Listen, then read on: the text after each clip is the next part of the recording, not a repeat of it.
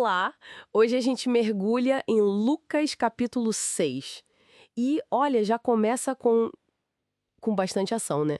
Jesus e umas regras do sábado. Isso mesmo. Logo de cara, a gente vê Jesus e os discípulos numa situação tensa com os fariseus por causa de umas espigas colhidas no sábado. Bem, eles eram conhecidos por serem bem rígidos com a lei, né? Sim, super rígidos. E a resposta de Jesus é demais. Ele cita Davi e o pão consagrado e depois solta: o Filho do Homem é Senhor do sábado. O que exatamente ele quer dizer com isso, se chamando de Filho do Homem e Senhor do sábado? Olha, é uma afirmação de autoridade muito forte. Ao se declarar senhor do sábado, ele está dizendo tipo assim que tem autoridade sobre a própria lei.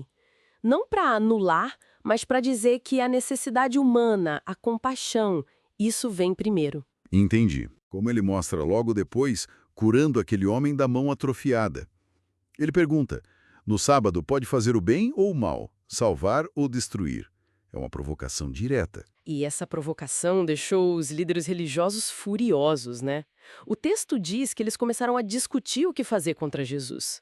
Essa tensão toda parece levar ele a um momento de pausa, de buscar orientação. Exatamente. Ele sobe um monte e passa a noite inteira orando. É um momento, assim, muito significativo. E o que acontece depois dessa noite de oração? Aí vem a escolha dos 12 apóstolos. Ele chama Pedro, Tiago, João, nomes que se tornaram fundamentais, e inclui até Judas Iscariotes, aquele que o trairia. Essa escolha é marcante, não parece aleatória, né? Depois de orar tanto. De jeito nenhum. É a formação do núcleo duro, sabe? O grupo que ele estava preparando para levar a mensagem adiante. Uma decisão estratégica, com certeza. Certo. E com esse grupo formado, ele desce e encontra uma multidão enorme, e aí começa o famoso sermão. Aqui em Lucas é na planície, né? Isso, na planície. E ele começa com as bem-aventuranças e os ais. É chocante porque ele inverte tudo.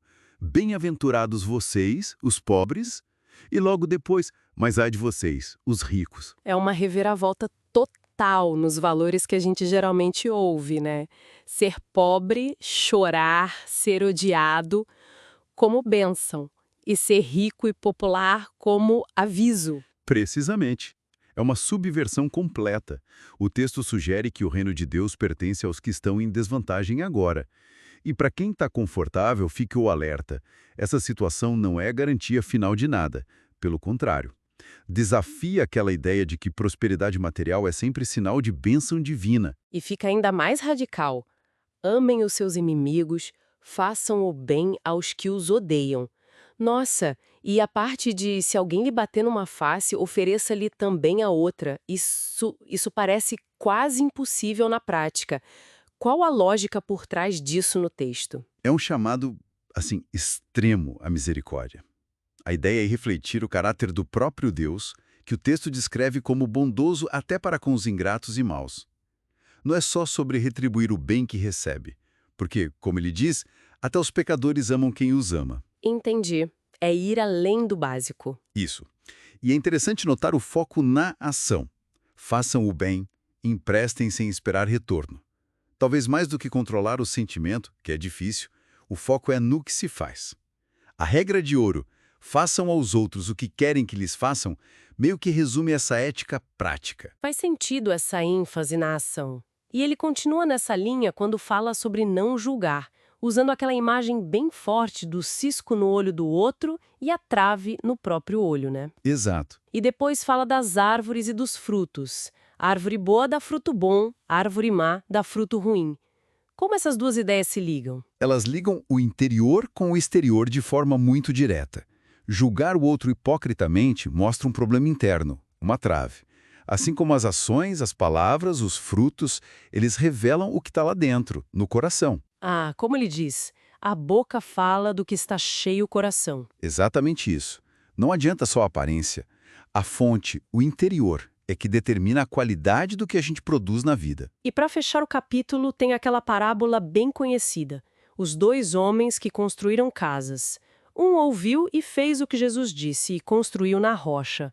O outro ouviu, mas não fez e construiu na areia. Isso e essa parábola amarra tudo de um jeito muito poderoso.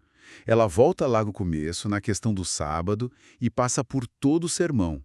O ponto central é, não basta ouvir, não basta concordar, sabe? Certo. Não basta nem chamar Jesus de Senhor. A firmeza da vida, a capacidade de aguentar as enchentes, os problemas, segundo a parábola, vem de colocar esses ensinamentos em prática.